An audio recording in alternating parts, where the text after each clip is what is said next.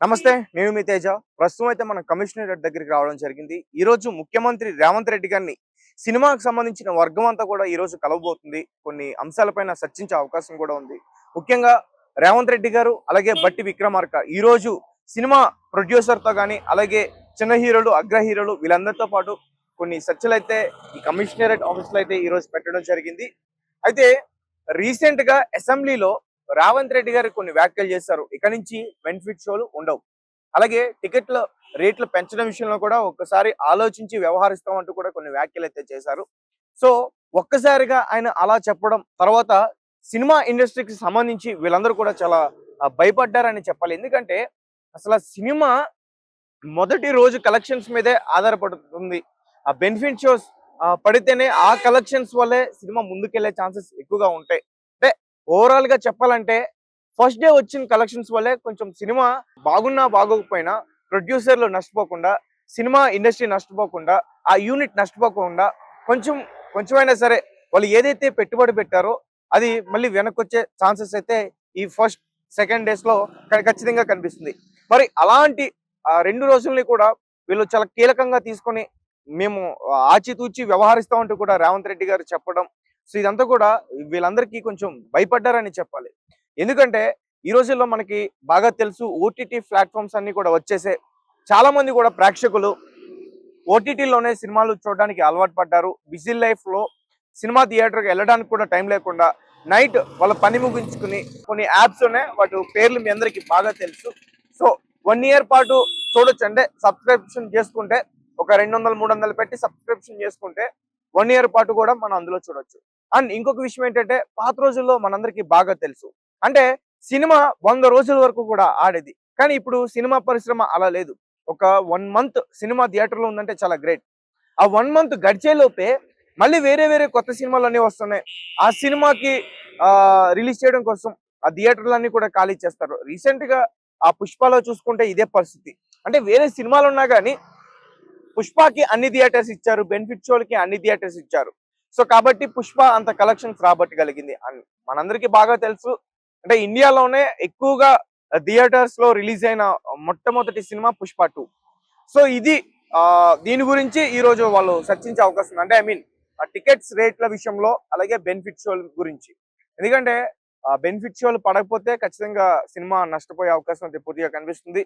అలాగే టికెట్ల రేట్లు పెంచకపోతే కూడా చాలా ఇబ్బంది. ఎందుకంటే చాలా మంది కూడా పెద్ద పెద్ద డైరెక్టర్స్ అందరూ కూడా ఎక్కువగా బడ్జెట్ పెట్టి మంచి సినిమా తీయాలి, మన తెలుగు ఫిల్మ్ ఇండస్ట్రీని ఒక మంచి స్థాయిలో పెట్టాలని చెప్పేసి ప్రయత్నాలు అయితే జరుగుతున్నాయి. మనందరికీ తెలుసు, రాజమౌళి గారు బాహుబలి తీసి ఎక్కడ ఏ స్థాయిలో పెట్టారో తెలుగు యొక్క ఖ్యాతిని.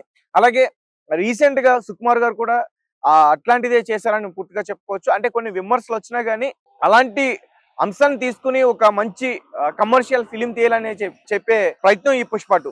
కానీ ఈ బెనిఫిట్ షోలకి ఈ టికెట్ రేట్లు పెంచడం విషయంలో ఎందుకు ఈ విధంగా జరిగిందో మనందరికి బాగా తెలుసు. పుష్ప 2 సినిమా బెనిఫిట్ షో పడినప్పుడు రేవతి అనే ఒక మహిళ చనిపోవడం, తొక్కిసలాట అవడం, ఎక్కువ మంది ప్రేక్షకులు అక్కడికి వచ్చి అల్లరి చేయడం, ఇదంతా జరిగింది. అక్కడ తొక్కిసలాట్లో ఆ రేవతి చనిపోయింది. దాని తర్వాత అల్లు అర్జున్ గారి పైన ఒక కేసు నమోదు అవడం, అరెస్ట్ అవడం, ఇదంతా కూడా ఇన్ని రోజుల నుంచి మనం చూసాం. అయితే మొత్తానికి ఆయనకు ఉరాట లభించిందనే చెప్పుకోవచ్చు. రీసెంట్ గా విచారణ జరిగిన తర్వాత ఆయన బయటకు వచ్చారు. అయితే అల్లు అర్జున్ గారు అరెస్ట్ ఎఫెక్ట్ కాస్త మళ్ళీ సినిమా ఇండస్ట్రీ పైన పడే అవకాశం ఉంటుందా? ఎందుకంటే రేవంత్ రెడ్డి గారు చేసిన వ్యాఖ్యలు ఆ విధంగా ఉన్నాయి. సో కాబట్టి అంటే వీళ్ళందరూ కూడా ప్రొడ్యూసర్స్, డైరెక్టర్స్ అలాగే మొత్తం ఈ హీరోస్ అందరూ కూడా ఏకమయ్యి సో వాళ్ళ ఒక అభిప్రాయానికి వచ్చి ఈ రోజు రేవంత్ రెడ్డి గారితో చర్చించే అవకాశం అయితే కనిపిస్తుంది. మరి కాసేపట్లో అసలు మరి ఏంటి ఈ టికెట్ల రేట్లు సినిమాని బట్టి పెంచుతారా, లేకపోతే బెనిఫిట్ షోల్ని రద్దు చేస్తామని చెప్పేశారు, బెనిఫిట్ షోలు కొన్ని సినిమాలకు మాత్రమే ఇస్తామని చెప్తారా బడ్జెట్ ని బట్టి, ఇవన్నీ కూడా మనం బయటకు వచ్చి వాళ్ళు చెప్తే మనకి తెలుస్తుంది.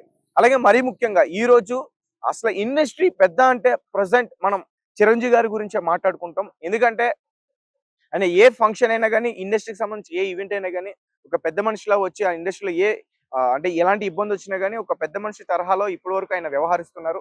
అయితే ఈ రోజు చిరంజీవి గారు అయితే మాత్రం ఇక్కడికి రాలేదు. సో దీనిపైన చాలా మంది కూడా చాలా ఊహాగానాలు వ్యక్తం చేస్తున్నారు. ఎందుకంటే అల్లు అర్జున్ గారు అరెస్ట్ చేసినందుకే చిరంజీవి గారు రాలేదు.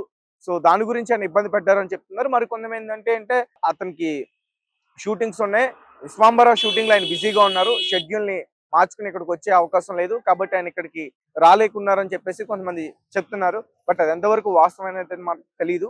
అండ్ ముఖ్యంగా మెగా ఫ్యామిలీ నుంచి అయితే కొంతమంది హీరోలు వచ్చారు. వరుణ్ తేజ్ అలాగే సాయిధరం తేజ్ కొంతమంది హీరోలు అయితే వచ్చారు. ఇంకా చాలా మంది ఇప్పుడిప్పుడే ఎదుగుతున్న కిరణ్ అబ్బవరం కానీ, హరిశేష్ కానీ ఇంకా చాలా మంది కూడా హీరోలు అయితే వచ్చారు. కానీ అగ్ర హీరోలు అయితే మాత్రం ఇక్కడికి రాలేదు. అండ్ డైరెక్టర్స్ అయితే వచ్చారు.